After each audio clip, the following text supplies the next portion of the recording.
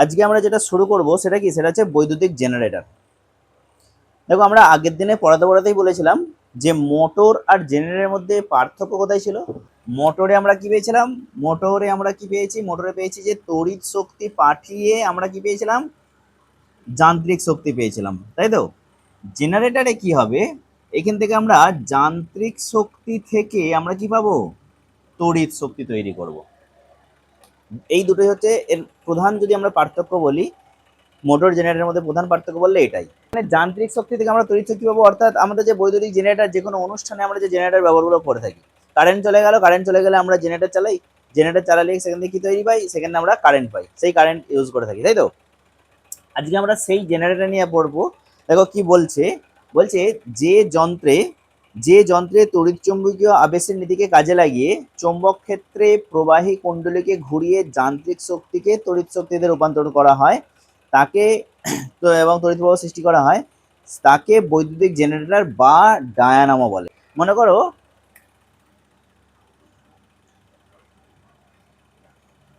এটা একটা এন মেরু, এটা একটা এস মেরু, আর এর মধ্যখানে আমি একটা কুণ্ডলীকে নিয়েছি।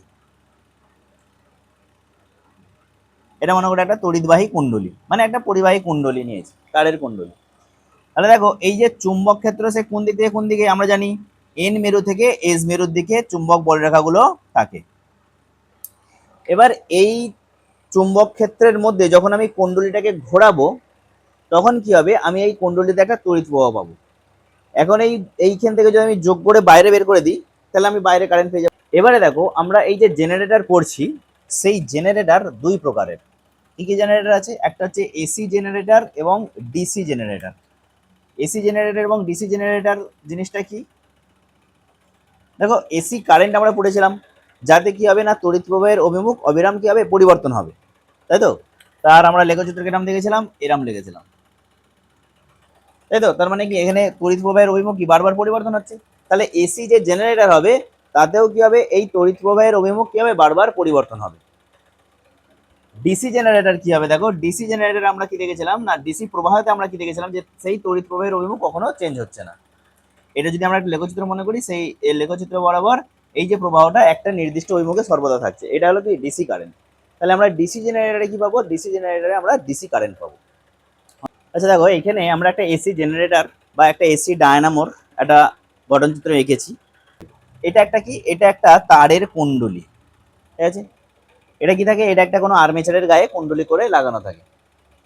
আচ্ছা, এইটা একটা দেখো চুম্বক নেওয়া হয়েছে, যার এই দিকটা এন মেরু, এই দিকটা এস মেরু। তাহলে চুম্বক বলরেখাগুলো কোন মেরু থেকে কোন মেরুর দিকে থাকবে, এন মেরু থেকে এস মেরুর দিকে বলরেখাগুলো আমরা এঁকেছি। আচ্ছা, এইখানে দুটো গোল গোল দেখো রাখা আছে, এইগুলোকে বলে কি, এইগুলোকে বলে স্লিপ রিং। এগুলোর নাম কি, এগুলোর নাম হচ্ছে স্লিপ রিং।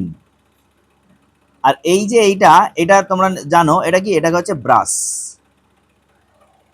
ঠিক আছে। এবারে দেখো, এই যে স্লিপ রিংটা আছে, এটা হচ্ছে এই যে কুণ্ডলী যে দুটো তার বেরিয়েছে দেখেছো, এই তারের সঙ্গে এও ঘুরবে, মানে কুণ্ডলীটা ঘুরবে তো এই স্লিপ রিংটাও ঘুরবে, কুণ্ডলীর সঙ্গে যুক্ত অবস্থায় থাকে, এটাও ঘুরবে, ব্রাশ এর সঙ্গে স্পর্শ করে থাকবে, স্পর্শ করে ঘুরবে। এই রিংটা এই ব্রাশটাকে স্পর্শ করে যখন এই কুণ্ডলীটা ঘুরবে, একেও ঘুরবে। এখন বলবে যে কুণ্ডলী কি করে ঘুরবে, বাইরে দেখো জেনারেটরের বাইরে একটা যন্ত্র থাকে, মেশিন থাকে, যে কি করে ওই মোটরের ভিতরে কুণ্ডলীটাকে ঘোরায়, তাই তো। সেই কুণ্ডলীটা এমন ভাবে যোগ করা থাকে, এটাকে ঘোরাবে তার ভিতরে, এই চুম্বকটার ভিতরে এটাকে ঘোরাবে, আর যখনই ঘোরাবে তখনই কারেন্ট উৎপন্ন হবে। এবারে কিভাবে কারেন্ট উৎপন্ন হবে সেটা জানার আগে আমাদের এখানে একটা নিয়ম জানতে হবে, যেটাকে আমরা বলে থাকবো ফ্লেমিং এর ডান, আমরা বাম হস্ত নিয়ম পড়েছিলাম, তো এখানে ডান হস্ত নিয়ম পড়বো, বা যেটাকে আমরা আর একটা নামে চিনি, যেটা কি, যেটাকে বলে ডায়নামো নিয়ম। আমরা মোটরের নিয়ম পড়েছিলাম, তো এখানে ডায়নামো নিয়ম আছে। বামহস্ত নিয়মে কি বলেছিল, বামহস্ত নিয়ম বলেছিল যে বাঁ হাতের মধ্যমা, তর্জনী এবং বৃদ্ধাঙ্গুষ্ঠকে সমকোণে রাখলে যদি তর্জনী চুম্বক ক্ষেত্রের অভিমুখ নির্দেশ করে, মধ্যমা তড়িৎ প্রবাহের অভিমুখ নির্দেশ করলে বৃদ্ধাঙ্গুষ্ঠ পরিবাহীর গতির অভিমুখ নির্দেশ করবে। মোটরে কি হচ্ছিল, কারেন্ট পাঠিয়ে আমরা গতি পাচ্ছিলাম, তাই সেখানে গতি দিয়ে বলেছিল। এখানে কি আমরা গতিশীল করে কারেন্ট পাবো, তো তাই বলছে যে ডান হাতের এক হাত যেহেতু ইউজ করে নিয়েছে, পরের হাতটা ইউজ করবে, ডান হাতের মধ্যমা, তর্জনী এবং বৃদ্ধাঙ্গুষ্ঠকে যদি পরস্পর সমকোণে রাখা হয়, তর্জনী যদি চুম্বক ক্ষেত্র এবং নির্দেশ করে, বৃদ্ধাঙ্গুষ্ঠ যদি পরিবাহীর গতির অভিমুখ নির্দেশ করে, তাহলে মধ্যমা তড়িৎ প্রবাহের অভিমুখ নির্দেশ করবে, কারণ এখানে আমরা কারেন্ট বের করছি। বোঝা গেছে? এটাই হলো কি ডান হস্ত নিয়ম, ফ্লেমিং এর ডান হস্ত নিয়ম বা ডায়নামো নিয়মও বলা হয়। এরকম যদি লিখে দেয় যে ডায়নামো নিয়মটি লেখো, তার মানে তোমাকে ফ্লেমিং এর ডান হস্ত নিয়ম লিখতে হবে। যদি বলে মোটরের নিয়মটি লেখো, তাহলে বাম হস্ত নিয়মটা লিখতে হবে। হ্যাঁ, উল্লেখ নাও করা থাকতে পারে, বাম হস্ত ডান হস্ত নাও উল্লেখ করা থাকতে পারে, তার মানে বিকল্প যে নামগুলো আছে সেগুলো ধরেও কিন্তু প্রশ্ন হতে পারে। আচ্ছা, তাহলে ডান হস্ত নিয়ম তো আমরা জানলাম। তো এবার আমরা এখানে ডান হস্ত নিয়ম আমরা অ্যাপ্লাই করব। কিভাবে দেখবো যে মোটর এই যে কিভাবে আমাদের কারেন্টটা পাই আমরা দেখবো। তো প্রথমে দেখো, ধরো মনে করি এই কুণ্ডলীটা ঘড়ির কাঁটার দিকে আসতে চাইছে। ধরো এই যে একটা কুণ্ডলী ধরো এটার সঙ্গে লাগানো আছে, এ ধরো এরকম ঘুরবে। তো এরকম যখন ঘুরবে তার মানে কি, ধরো আমি যদি এটা নাম দিই এ বি সি ডি, যদি নাম দিই তাহলে কি হবে, দেখো এ বি বাহু ওপরের দিকে আসতে চাইছে আর সিডি বাহু কোন দিকে যেতে চাইছে, নিচের দিকে যেতে চাইছে, তাই তো? এ বি বাহু আমাদের ওপরের দিকে আসতে চাইছে আর সিডি বাহু নিচের দিকে যেতে চাইছে। তাহলে এবার আমরা দেখবো তাহলে কারেন্ট কোন দিকে আসে। তাহলে আমরা কি বলেছিলাম, ডান হাতের, তাহলে ডান হাত আমাদের খেয়াল করতে হবে। তাহলে ডান হাতের মধ্যমা, তর্জনী এবং বৃদ্ধাঙ্গুষ্ঠ আমি করলাম। দেখো এই তর্জনী কি করবে, তর্জনী চুম্বক ক্ষেত্র এবং নির্দেশ করবে, আর বৃদ্ধাঙ্গুষ্ঠ কি করবে, পরিবাহীর গতির এবং নির্দেশ করবে, তাই তো? তাহলে এটা কিভাবে করবো দেখো, একটু আমি ঘুরে যাচ্ছি, দেখো এইরকম ভাবে, তাই তো? মোটামুটি আসছে তো নাকি? এইটা হচ্ছে কি চুম্বক ক্ষেত্র, এইটা উপরের দিকে করছি মানে কি পরিবাহীর গতি, আর এই বৃদ্ধাঙ্গুষ্ঠ মানে কি এই দিকে, তার মানে আমি কারেন্ট পাবো কোন দিকে, এই অভিমুখে আমি একটা কারেন্ট পাবো যখন পরিবাহীটা উপরের দিকে উঠে আসছে, তাই তো? হলো নাকি? দেখো আরেকবার ভালো করে দেখো, এই যে হলো তো। এই যে তর্জনী এ কি করছে, চুম্বক ক্ষেত্র এই দিক থেকে এইদিকে নামছে, পরিবাহী উপরের দিকে উঠছে, তাহলে কারেন্ট কোন দিকে যাচ্ছে, এই দিকে, এই অভিমুখে গেল। ঠিক সেম জিনিসটা এইদিকে দেখো, তাহলে এই দিকে কি হবে, নিশ্চয়ই উল্টো দিকে হবে। দেখো এইটা পরিবাহী কোন দিকে নামছে, নিচের দিকে, তাহলে পরিবাহী বৃদ্ধাঙ্গুষ্ঠ নিচের দিকে গেল, নিচের দিকে আমাদের মধ্যমা কোন দিকে দেখাচ্ছে, এই দিকে দেখাচ্ছে, তার মানে কারেন্ট এই দিকে পাওয়া গেল। তাহলে যখন পরিবাহীতে কারেন্ট এরকম তো হলো, তাহলে দেখো এই কারেন্টটা ধরে এইদিকে যাবে, এই স্লিপ রিং ধরে ব্রাশ দিয়ে ধরো এইদিকে কারেন্ট যাবে। এটা হচ্ছে বইয়ের বর্তনী, বইয়ের বর্তনী তুমি যা ইচ্ছা লাগাতে পারো, পাখা টিভি ফ্রিজ লাগালে, লাগিয়ে তাহলে এই দিক থেকে এলো, এই দিক থেকে এসলো, এসে আবার এই পথ ধরে আবার এইদিকে চলে গেল। বলো বোঝা গেছে কারেন্টের প্রবাহ? তাহলে এইদিকে আমরা একটা কারেন্ট পেলাম। তাহলে কি হলো না, ধরো মনে করো এই অভিমুখে আমরা কারেন্ট পেয়েছি। এবার ঘুরলো, ঘুরে এসে সিডি বাহু চলে গেল আমার এবির জায়গায়, আর এবি বাহু চলে গেল আমার সিডির জায়গাতে। এবি বাহু চলে গেছে আমার সিডির জায়গা, সিডির জায়গাতে, আর সিডি বাহু চলে গেছে। স্লিপ রিংকে জাস্ট ঘুরেছে, একে স্পর্শ করে, এই যে ব্রাশকে স্পর্শ করে ঘুরেছে, এই সংযোগটা কিন্তু পরিবর্তন হয়নি। আমরা জেনারেটরে কি, মোটরে কি দেখেছিলাম যে পরবর্তীকালে কি হচ্ছে না, এই কমোটেটর যখন আমরা ইউজ করেছিলাম, পরবর্তীকালে দেখছিলাম যে এই কমোটেটর পরবর্তীকালে এতে যুক্ত হয়ে যাচ্ছে, এই কমোটেটর পরবর্তীতে ওতে যুক্ত হয়ে যাচ্ছে, তাই তো? কিন্তু এতে কি হচ্ছে, এতে ওইটা যুক্ত হচ্ছে না, এতে একেই স্পর্শ করছে, কিন্তু এ চলে গেছে এইদিকে, আর এ চলে এসছে মানে এবি বাহু চলে গেছে সিডির কাছে, তাই তো? এবারে দেখো, এবারে সিডি বাহু উপরের দিকে আসতে চাইছে, আর এবি বাহু নিচের দিকে যেতে চাইছে। তাহলে এবারে মনে করো এইটা আমার সিডি বাহু, ঠিক আছে? তাহলে এটাকে আমি নাম দিচ্ছি সি আর ডি, আর এইটা আমার মনে করো এবি বাহু, তাহলে এ আর বি। তাহলে দেখো যখন সিডি বাহু ওপরের দিকে উঠছে, তাহলে সিডি বাহু ওপরের দিকে উঠছে মানে তার কারেন্ট কোন দিকে যাবে, এই দিকে যাচ্ছিল, আর এবি বাহু নিচের দিকে কারেন্ট কোন দিকে যাবে, এদিকে যাচ্ছিল। তাহলে দেখো বহির্বর্তনীতে কি হয়ে যাবে, বহির্বর্তনীতে যে সিডি বাহুটা এখন ওইদিকে চলে গেছে, তো তাহলে কারেন্ট এখন কোন দিকে টানবে, সে বিপরীত দিকে টানবে, তাই তো? কারেন্ট এখন কোন দিকে, কারেন্টটা তখন তো আর সিডি বাহুটা আর এইখানে নেই, এটা সিডি বাহুর সঙ্গে সিডি বাহুটা চলে গেছে এই দিকে। তাহলে আরেকটা ছবি করলে ঠিক হতো, কিন্তু তুমি খেয়াল করো যে সিডি বাহুটা চলে গেছে এই দিকে, তাহলে এই দিকে যখন চলে গেছে কারেন্ট উপরের দিকে উঠছে, তাহলে এই কারেন্ট কোন দিকে যাবে, কারেন্ট তো এটা ফার্স্ট টাইম এদিকে যাচ্ছিল, তাহলে সেকেন্ড টাইমে কারেন্ট কোথায় পাবো, এইখানে, এই অভিমুখে পাবো তো, তাই তো নাকি? আর এবি বাহু যখন এইখানে এসেছিল, এবি বাহু তো কারেন্ট কোন দিকে যাচ্ছিল, এবি বাহুতে কারেন্ট উপরের দিকে ছিল, এবার কি নিচের দিকে আসবে, তার মানে কি এবি বাহুতে কারেন্ট ফার্স্ট টাইম এদিকে যাচ্ছিল, এবি বাহুতে কারেন্ট এবার এই দিকে আসবে, সেকেন্ড টাইমে এই দিকে আসবে। তাহলে দ্বিতীয় ক্ষেত্রে কি হচ্ছে, কারেন্টের অভিমুখ পরিবর্তন হয়ে যাচ্ছে, অর্থাৎ দ্বিতীয় ক্ষেত্রে কারেন্ট যদি এই দিকে ছিল, দ্বিতীয় ক্ষেত্রে কারেন্ট এইরকম অভিমুখে যাচ্ছে। তাহলে একবার আবর্তনে, কুণ্ডলীর একবার আবর্তনে কতবার কারেন্ট পরিবর্তন হচ্ছে, দুবার কারেন্ট পরিবর্তন হচ্ছে, একবার উপরের দিকে একবার নিচের দিকে। আচ্ছা দেখ, এসি জেনারেটর আমরা আগে দিয়ে দেখলাম, ডিসি জেনারেটর দেখ কি আছে, পার্থক্য শুধু একটা জায়গাতেই দেখতে হবে, দেখ কোনখানটা, এইখানটাতে। এসি জেনারেটরে কি করা হয়েছিল, এইখানটাতে আমাদের স্লিপ রিং ইউজ করা হয়েছিল, তাই তো? কিন্তু এখানে স্লিপ রিং এর বদলে এখানে একটা অর্ধচন্দ্রাকৃতি একটা কমোডেটর ব্যবহার করা হয়েছে, যাতে কি হচ্ছে R1টা B2 ব্রাশকে স্পর্শ করে ঘুরতে পারে, আর এই R2 কমোডেটর B2 ব্রাশকে স্পর্শ করে ঘুরতে পারে। এবারে দেখ, এই একবার আবর্তনে R1 আবর্তনের পরে R1 যুক্ত হয়ে যাবে B2 এর সঙ্গে, আর R2 যুক্ত হয়ে যাবে B1 এর সঙ্গে। এসি জেনারেটরে এই জায়গাটাতেই পার্থক্য ছিল, এই একবার আবর্তনেও সেই যে R1 যদি আমি স্লিপ রিংটা বলতাম, R1 কিন্তু B1 এই স্পর্শ করে থাকবে, আর R2 B2 কেই স্পর্শ করে থাকবে। ওই জন্য আমরা কারেন্ট কি হয়ে যাচ্ছিল, পরিবর্তন হয়ে যাচ্ছিল। যখন এই কুণ্ডলীতে কারেন্ট প্রবাহ পরিবর্তন হয়ে যাচ্ছে, এতেও কারেন্ট প্রবাহ হয়ে যাচ্ছে, বহির্বর্তনীতেও কারেন্ট প্রবাহ হয়ে যাচ্ছে, পরিবর্তন হয়ে যাচ্ছে। কিন্তু এতে যেহেতু কমোডেটর ব্যবহার করেছি, তাই পরিবর্তন হবে না। দেখবো আমরা কিভাবে হচ্ছে। দেখো এখানে দুখানা আমরা একটা মানে আমি এখানে একটাই চুম্বক ব্যবহার করেছি, তার দুটো মেরু, কি এন মেরু আর এস মেরু, এবং চুম্বক প্রবাহ কোন দিকে থাকবে, এন মেরু থেকে এস মেরু দিকে থাকবে। এবং এখানে মনে করো, এখানেও ধরো আমরা কুণ্ডলীটাকে কোন দিকে ঘুরেছি, ঘড়ির কাঁটার দিকে ঘোরাচ্ছি, মানে এইরকম ভাবে এইভাবে ঘুরছি।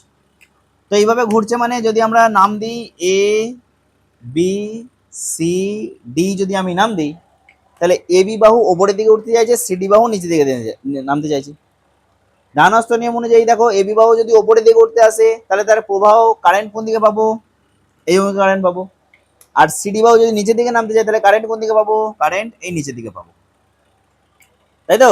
কারেন্ট নিচের দিকে পাবো। তাহলে দেখো বহির্বর্তনীতে আমি কারেন্ট কোন দিক থেকে কোন দিকে পাচ্ছি, B1 ব্রাশের দিক থেকে কোন দিকে, B2 ব্রাশের দিকে, তাই তো? কারেন্ট এই তো এই দিক থেকে আসলো, এই দিক থেকে এসে এই বহির্বর্তনীতে হয়ে B2 ব্রাশের দিকে গেল। এবার দেখো একবার আবর্তনের পর কি হয়েছে না, সিডি বাহু এবি বাহুর দিকে গেছে, আর এবি বাহু সিডি বাহুটাতে আসছে। এবং পরিবর্তন কি হয়েছে দেখো, এই R2 কমোডেটর এসে যুক্ত হয়ে গেছে B1 এর সঙ্গে, আর এই R1 কমোডেটর গিয়ে যুক্ত হয়ে গেছে B2 এর সঙ্গে, তাই তো? মানে এই R1 কমোডেটরটা যুক্ত হয়েছে আমাদের B2 ব্রাশের সঙ্গে, আর R2 কমোডেটর এসেছে B1 এর সঙ্গে। এবার দেখো যখন এবার যুক্ত হয়ে চলে গেল এইদিকে, তাহলে দেখো এবি বাহু যখন নিচের দিকে চলে এলো, তাহলে তো নিচের দিকেই কারেন্ট আসছে, তাহলে নিচের দিকের এই স্লিপ রিংও B1 এর সঙ্গে যুক্ত হয়ে আছে, তাহলে কারেন্ট কোন দিকে থাকবে, দ্বিতীয়বারের ক্ষেত্রেও কারেন্ট কোন দিকে, নিচের দিকেই থাকছে। তার মানে দ্বিতীয়বারেও কত কারেন্ট কোন দিকে যাচ্ছে, B1 থেকে B2 এর দিকে। জিনিসটা বোঝা গেছে? আর বইয়ে যেটা লেখা আছে সেটা একটু ভালো করে দেখে নিবি। এবারে আমরা ইম্পর্টেন্ট যেটা জানবো, যেটা হচ্ছে এই এই যে ডায়নামোগুলো পড়লাম, প্রথম যে আমাদের যে একটা পার্থক্য লেখা আছে বইয়ে, যে মোটর এবং ডায়নামোর পার্থক্য লেখো, এইটা পড়ে। তাই মোটর এবং ডায়নামোর পার্থক্য পড়ে রাখবি। ডায়নামোতে দেখ লেখা আছে যে যান্ত্রিক শক্তি থেকে তড়িৎ শক্তি রূপান্তরিত হয়, আমরা প্রথমেই বলে দিলাম। এবং মোটরে কি হয়, তড়িৎ শক্তি থেকে যান্ত্রিক শক্তিতে রূপান্তরিত হয়। তড়িৎ চুম্বকীয় আবেশের ভিত্তিতে ডায়নামো কাজ করে, আর তড়িৎ প্রবাহের ফলে চুম্বকের ক্রিয়ার ভিত্তিতে মোটর কাজ করে। চুম্বকের ক্রিয়ার উপরে আমাদের কি করছে, মোটর কাজ করছে। ফ্লেমিং এর বামস্ত নিয়ম মেনে মোটর কাজ করে, আর ডানাস্ত নিয়ম মেনে ডায়নামো কাজ করে। ডায়নামো ডানাস্ত, ঠিক আছে, দুটোই দিয়ে ডানামো ডানাস্ত নিয়ম কাজ করে, আর এ বামস্ত নিয়মে কাজ করে। পার্থক্য হয়ে গেল ইম্পর্টেন্ট। কিন্তু আর একটা যেটা জানবো সেটা হচ্ছে এই ডায়নামোর যে তড়িৎ প্রবাহ, ডায়নামোতে যে বা জেনারেটরের যে তড়িৎ প্রবাহ হচ্ছে, সেই তড়িৎ প্রবাহ আমরা কিভাবে বাড়াতে পারি, ঠিক আছে? কিভাবে বাড়াতে পারি, 1 নম্বর, আর্মেচার বা কুণ্ডলীর পাক সংখ্যা বাড়িয়ে। আমরা এই যে কুণ্ডলীটা ব্যবহার করেছি, এই কুণ্ডলীর আমরা পাক সংখ্যা বাড়ালে ডায়নামো বা জেনারেটরের শক্তি বাড়বে। 2 নম্বর, আমরা দেখো বলছি যে শক্তিশালী চুম্বক ব্যবহার করে। আমরা যে এখানে এই যে চুম্বকটা ব্যবহার করেছি, এই চুম্বকটা যদি আমরা শক্তিশালী যত ব্যবহার করব, তত আমরা ডায়নামো শক্তি বাড়াতে পারবো। আর কুণ্ডলীর ক্ষেত্রফল বাড়িয়ে, মানে এই যে কুণ্ডলীটা আমি যত ক্ষেত্রফল বৃদ্ধি করব, তত এই জেনারেটরের শক্তি বাড়বে। কুণ্ডলীকে দ্রুত ঘুরিয়ে, আমি কুণ্ডলীকে যত দ্রুত ঘোরাবো, তত চুম্বক প্রবাহের পরিবর্তন বেশি হবে। আর চুম্বক প্রবাহে যত বেশি পরিবর্তন হবে, আবিষ্ট তড়িৎচালক বল তত বেশি হবে, অর্থাৎ তড়িৎ প্রবাহ আমরা বেশি পাবো। আচ্ছা দেখো, এবারে আমরা যেটা জানবো সেটা হচ্ছে আমাদের এই যে বাড়িতে বাড়িতে বিদ্যুৎ এসছে, সেই বাড়িতে বাড়িতে বিদ্যুৎ কিভাবে সেই যে বিদ্যুৎটা আসছে, সেই বিদ্যুৎটা কিভাবে তৈরি করা হচ্ছে, তার একটা ভিত্তি কৌশল সংক্ষেপে বা ছোট করে আমরা জেনে নেবো যে কিভাবে কি করা হয়। আমরা শুনেছি যে তাপবিদ্যুৎ কেন্দ্রে বিদ্যুৎ উৎপন্ন হচ্ছে, এবং আমাদের বাড়িতে সেই বিদ্যুৎটা চলে এসছে। এখন সেই তাপবিদ্যুৎ কেন্দ্রে কিভাবে বিদ্যুৎ উৎপন্ন হচ্ছে সেটা আমরা জানি না। আমাদের এদিকে জলবিদ্যুৎ নেই, যেখানে বিদ্যুৎ তৈরি করা হয় সেইখানে বিদ্যুৎ তৈরি করা হচ্ছে, সেই সব এলাকাতে জলবিদ্যুৎ সরবরাহ করা হচ্ছে। তো জল থেকে কিভাবে বিদ্যুৎ তৈরি করে সেটা তার একটা ছোট্ট করে ভিত্তি কৌশল আমরা জানবো। দেখো তাপবিদ্যুৎ কেন্দ্রে সেখানে তো বিরাট বড় একটা কারখানা বা তার ভিতরে তো হচ্ছে, আমরা সেই পুরো তার ছোট্ট করে জেনে নেবো সেই জিনিসটাই যে কিভাবে হয়। দেখো প্রথমত একটা ট্যাঙ্কে জল নেওয়া হবে। তুমি ছোট করে জিনিসটাকে ভাবো, তাই সেই জলটাকে গরম করা হবে, আগুন দেওয়া হয় সেখানে। গরম করলে কি হবে, সেটা বাষ্পে পরিণত হবে। সেই বাষ্পটাকে একটা নলের মধ্যে দিয়ে উচ্চ বেগে পাঠানো হবে। বেগে পাঠালে কি হবে, এখানে একটা চাকা রাখা হবে, সেই চাকায় গিয়ে যখনই ধাক্কা মারবে চাকাটা ঘুরবে। এবার যখনই চাকাটা ঘুরবে সেই চাকার সঙ্গে আমরা জেনারেটর লাগিয়ে দেবো। আমরা জেনারেটর পরে এলাম, জেনারেটরকে কি ঘুরি আমরা বিদ্যুৎ উৎপন্ন করি। যখন আমি জেনারেটর লাগিয়ে দেবো, সেই জেনারেটর যখন ঘুরবে সেখান থেকে আমি কি কারেন্ট পেয়ে যাবো। এবার যে কারেন্টটা পেলাম, আমি যদি এসি জেনারেটর লাগিয়ে দিই আমি এসি কারেন্ট পাবো, আর যদি ডিসি জেনারেটর লাগিয়ে দিই আমি ডিসি কারেন্ট পাবো। সাধারণত আমাদের যে প্রবাহটা পাঠানো হয় সেটা কি এসি কারেন্ট পাঠানো হয় আমাদের, তারে যে আসে এসি কারেন্ট। তো আমরা পড়েও ছিলাম কেন এসি কারেন্ট তৈরি করে, কারণ এসি কারেন্টকে সহজে অনেক কিছু করা যায়, তাই তো, স্টেপ আপ স্টেপ ডাউন, এবং কম শক্তি খরচ করে অনেক দূর পর্যন্ত পাঠানো যায়। সেই জন্য আমরা এখানে কি লাগিয়ে দেবো, এখানে আমরা একটা এসি জেনারেটর লাগিয়ে দেবো। তো এসি জেনারেটর লাগিয়ে দিলেই আমরা এসি কারেন্ট পেয়ে গেলাম। সেই এসি কারেন্টটাকে আমরা এবার বিভিন্ন গ্রামাঞ্চলে দূরে দূরে আমরা সেটাকে সরবরাহ করে দিলাম। এবং দেখো যে জলীয় বাষ্পটা এখানে গেল সেটা এখানে যাওয়ার পরে ঠান্ডা হলো, ঠান্ডা হয়ে সেই জলটা কি হবে, এই নল দিয়ে এসে আবার এখানে পড়লো, মানে আবার স্টোর হয়ে গেল। তো এইভাবে একটা তাপবিদ্যুৎ কেন্দ্রে বিদ্যুৎ উৎপন্ন হয়, এই যুক্তিতে কাজে লাগে। জলবিদ্যুৎ উৎপাদন কৌশল, কিভাবে জলবিদ্যুৎ থেকে জল থেকে কিভাবে বিদ্যুৎ তৈরি হয় সেটা আমি দেখবো। বাঁধের সাহায্যে উঁচু করে একটা জল ধরে রাখা হয় প্রথমে, যখন জোয়ার হয় বা বৃষ্টির জল বাঁধ দিয়ে অনেক উঁচু করে রাখা হয়। এবারে সেই যে জলটা উঁচু হয়ে থাকলো, এবারে কি হয়, সেই জলটাকে ছাড়া হয় ধীরে ধীরে, ধীরে না একসঙ্গে ছেড়ে দেওয়া হয়। যখনই এরকম বাঁধের নিচে দিয়ে জলটা যাবে, যখন এখানে সিস্টেম করা আছে জলটা যাওয়ার জন্য, তো যখনই যাবে তো ফোর্সে যখন এই জল যাবে, জল যখন নিচে গিয়ে এইভাবে আসবে, তখন এর কাছে আমাদের একটা টারবাইন রেখে দেওয়া হয়, মানে চাকা, টারবাইন বলতে ঘুরন্ত চাকা রেখে দিলেই টারবাইন ঘুরবে। এখন সেই টারবাইনের সঙ্গে আমি জেনারেটর যুক্ত করে দিলাম, একই জেনারেটর এসি জেনারেটর আমি যুক্ত করে দেবো। এসি জেনারেটর যুক্ত করে দিয়ে আমি কি কারেন্ট পেয়ে যাবো, এসি কারেন্ট পেয়ে যাবো। তাহলে এইটা হচ্ছে একটা জলবিদ্যুৎ তৈরি করার ভিত্তি কৌশল। তাহলে এটা গেল আমাদের জলবিদ্যুৎ এবং তাপবিদ্যুতের উৎপাদনের ভিত্তি কৌশল, দুটো পড়ে রাখবে, পরীক্ষায় কিন্তু আসে। গৃহস্থলীর বৈদ্যুতিক যন্ত্রপাতি সমূহগুলো আমরা একটু দেখে নেবো। কি দেখো, দেখো প্রথমেই আমাদের চোখে যেটা আসে, ঘরে ঢুকে আমরা যেটা হাত দিই সেটা কি, প্রথমে সুইচ। হয় আমরা লাইট জ্বালি, নতুবা আমরা পাখা চালাই। গরমকালে আমরা ঢুকেই প্রথমে লাইট জ্বলুক আর না জ্বলুক প্রথমে পাখাটা চালাই। তো সেই পাখাটা চালানোর জন্য আমরা কাকে ইউজ করি, সুইচ ইউজ করি থাকি, তাই তো। সুইচের কাজ কি, সুইচের কাজ কোনো বৈদ্যুতিক যন্ত্রপাতিতে কারেন্ট পাঠানো নিয়ন্ত্রণ করা, তাই তো। আমার ঘর থেকে আমি যখন বেরিয়ে আসছি, আমার দরকার নেই, আমি সুইচ বন্ধ করে দিলাম, বৈদ্যুতিক লাইন সরবরাহ বন্ধ করে দিলাম, অর্থাৎ আমার পাখাটা বন্ধ হয়ে গেল। আমি ঘরে ঢুকছি, আমার পাখা দরকার, তখন আমি সুইচ অন করলাম, অর্থাৎ বৈদ্যুতিক পাঠালাম, গিয়ে কি হলো, পাখাটা ঘুরলো, আমরা ইউজ করলাম। তাহলে সুইচ কি করে, সুইচ বৈদ্যুতিক যন্ত্রতে তড়িৎ সরবরাহ নিয়ন্ত্রণ করে থাকে। এটা গেল। আর একটা সুইচ সম্বন্ধে জেনে নেবো, যেটা কি, সুইচ শ্রেণী সমবায়ে যুক্ত করা থাকে, বৈদ্যুতিক লাইনে শ্রেণী সমবায়ে যুক্ত করা থাকে। ইম্পর্টেন্ট শর্ট প্রশ্ন, সুইচ শ্রেণী সমবায়ে যুক্ত থাকে বৈদ্যুতিক লাইনে।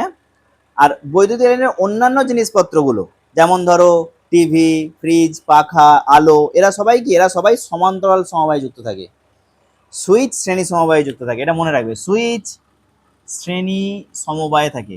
এই সুইচের সঙ্গে আরো একজন থাকে শ্রেণী সমবায়ে, কে বলতে পারবে, ফিউজ। ফিউজ যে আমরা পড়েছিলাম না, ফিউজ তার, সেই ফিউজ তারও বৈদ্যুতিক লাইনে কি সমবায়ে থাকে, শ্রেণী সমবায়ে থাকে।